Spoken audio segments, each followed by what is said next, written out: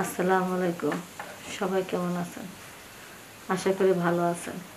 আমিও ভালো আছি। আজকে আপনাদেরকে যে গল্পটা শোনাবো সেটা কোনো গল্প না, এটা আমার জীবনে ঘটে যাওয়ার একটি ঘটনা আপনাদের সাথে শেয়ার করতে চাই।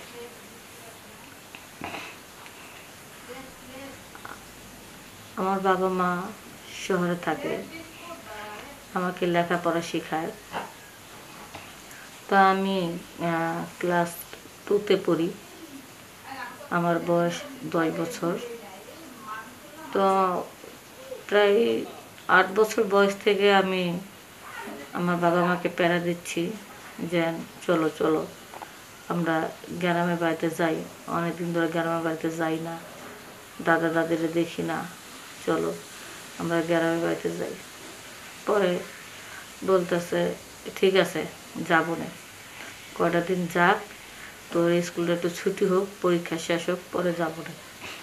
পরে তার আমার স্কুলটা ছুটি, তো কদিন পরে আমার দাদিটা মারা গেল।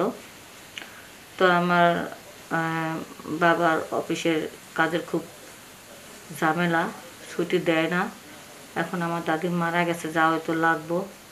পরে আমার বাবা কি করলো, যেন ওর তো স্কুল আছে, তাহলে তুমি থাকো, আর আমি তো যেহেতু একদিনের জন্য যাইতেছি, তো একদিনের জন্য তোমার কষ্ট করে যাওয়া দরকার নেই। তো একদিনের জন্য আমরা অনেক বুঝাইলো আমার মা। তারপর আমার বাবা আমাকে নিয়ে গেল, আমার মাকে নিয়ে গেল। তো একদিনের জন্য যাইয়া দাদির খবর টবর দিয়া আমরা পরের দিনকে চলে আসি। চলে আসা পরে আবার আমার স্কুল আমি করতেছি। তো আমি মাকে বললাম, মা দাদির বাড়িতে গেলা, কিছুদিন থাকলে না, থাকলে বা কী হতো। পরে তো দাদি মারা গেছে, এখন আমরা গেছি, তো এখন তো তোর বাপের অফিস খোলা আছে, তোর স্কুল খোলা আছে, এখন তো আর বেড়ানোর সময় নেই। ঠিক আছে, এই জন্য আমরা একদিনের জন্য গেছি। পরে তোর স্কুল ছুটি হলো, কদিন পরে যাবো না। পরে এইভাবে আমিও ঠিকঠাক মতো লেখাপড়া করতেছি। পরে আমার মা আবার আমাকে বললো, যদি পাস করতে পারস তাহলে কিন্তু নিয়ে যাবো দাদা বাড়িতে বেড়াতে। পরে আমি মন দিয়ে লেখাপড়া করতেছি, স্কুল বন্ধ দিল, ভালোই পরীক্ষা পাশ করলাম, ভালোই লেখাপড়া করলাম। পড়ার পরে আমাকে বলতেছে, তোর আমি পাঠানোর ব্যবস্থা করতেছি, আমাদের তো অফিস খোলা, আমরা তো জব করি কোম্পানিতে, আমাদের স্কুল বন্ধ দেয়নি, অফিস বন্ধ দেয়নি। তাহলে তোর যেহেতু অফিস বন্ধ, তো ওখানে প্রতিবেশী একটা চাচা ছিল, ওই চাচার সাথে আমাকে বাড়িতে পাঠা দিছে যে আমার দাদার কাছে জানি নিয়ে পৌঁছা দেয়। তো দাদা বাড়িতে একা থাকে, আগে তো দাদি থাকতো। যখন 10 বছর বয়স হয়েছে, দাদার বাড়িতে আসছি। তার 1 বছর আগে তো দাদি হারায় গেল, দাদি মরে গেল।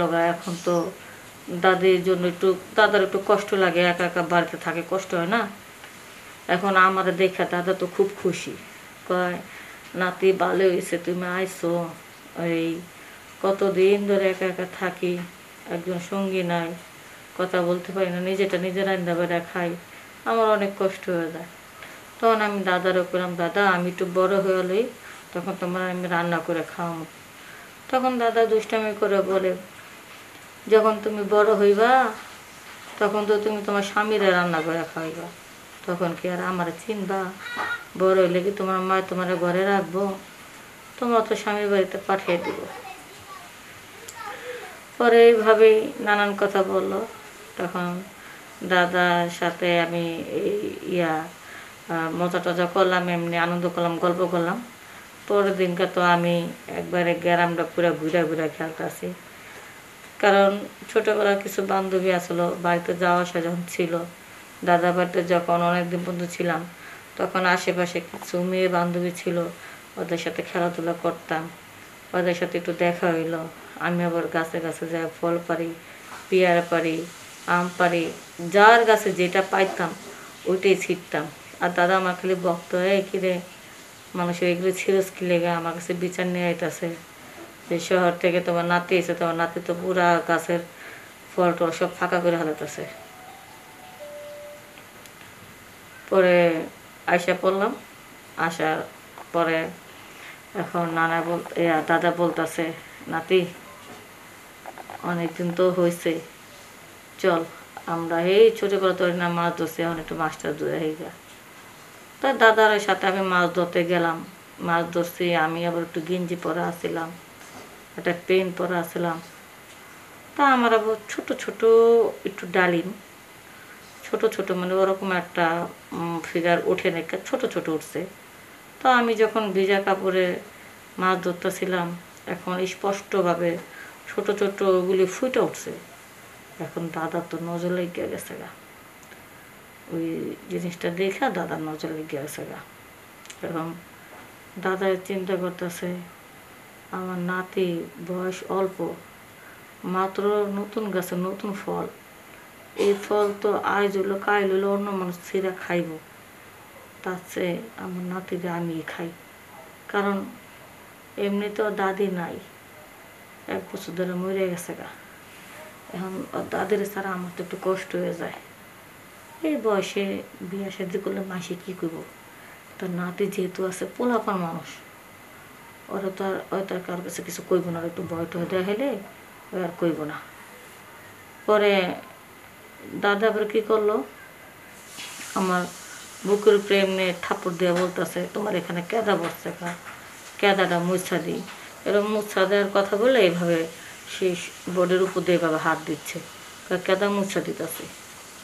পরে এরকম করতেছে, তখন আমি বলছি দাদা তুমি ছাড়ো তো, তোমার এই জায়গায় কেদা মুছন লাগবো না, আমি কেদা দিতে পারো, তুমি ছাড়ো। কেদা মুছা দিই, এখান দিয়া ময়লা লাগলো কেন, এরকম বিভিন্ন সুতা ধরে ধরা দাদা আমার এই পানির মধ্যে উপরে উপরে টাচ করে। পরে আমি বললাম কি দাদা আমি আর মাছ ধরুম না, অনেক মাছ ধরছি, ভালো লাগতেছে না, পানিতে কামড় মারতেছে, চলো জায়গা। পরে ওই দাদা কী করলো, হঠাৎ করে আমার এই প্রসাব করতে গেছি আমি, আমার প্রসাবে চাপ লাগছে। পরে আমি কই দাদা চলো জায়গা।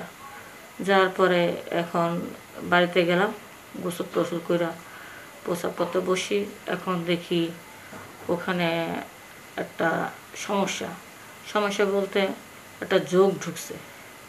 এখন ভয়তে আমি শেষ হয়ে গেছি গা, যে ওই জায়গার ভিতরে যোগ গেছে, ওখানে যে যোগ গেছে আমি তো চিৎকার দিতেছি। দাদা বলতে ঢোকা কিরে চিৎকার দেশ কা।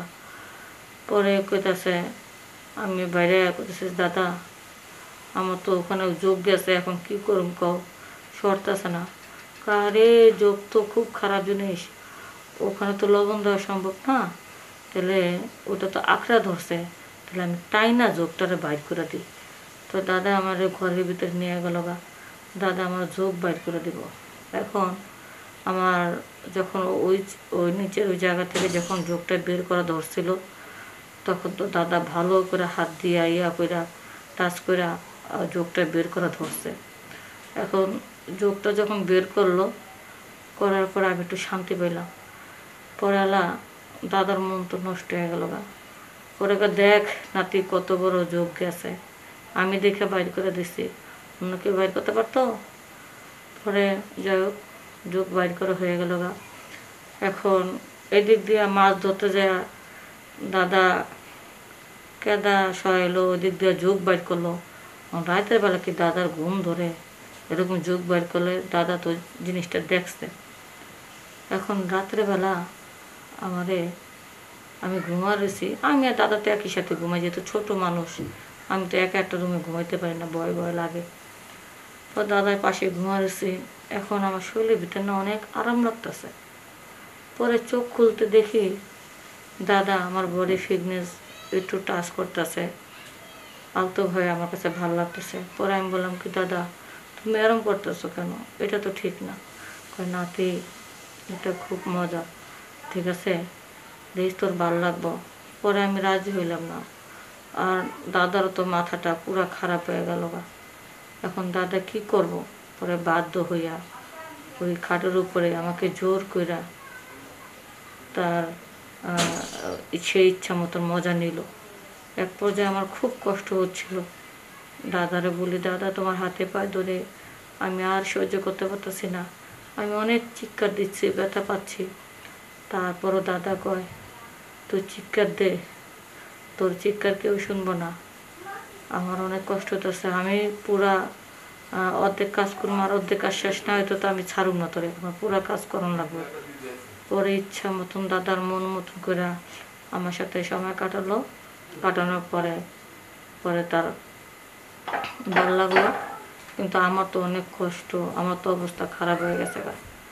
পরে এক পর্যায়ে এত পরিমাণ সমস্যা হয়েছে যে আমাকে হাসপাতালে নেওয়া লাগবে।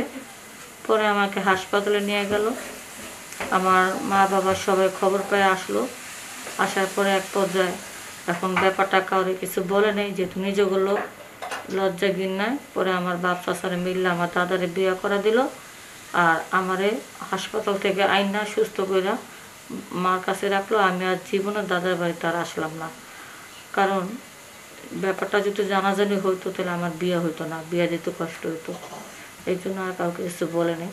তো আপনাদের যদি এরকম খারাপ দাদা থাকে, তো এরকম খারাপ দাদার সাথে কিন্তু আপনারা সামনে থাকবেন না, একা থাকবেন না। কারণ কিছু কিছু দাদারা আছে নাতির দিকে একটু লোভ লালসা থাকে। সবাই ভালো থাকবেন, সুস্থ থাকবেন। আসসালামু আলাইকুম।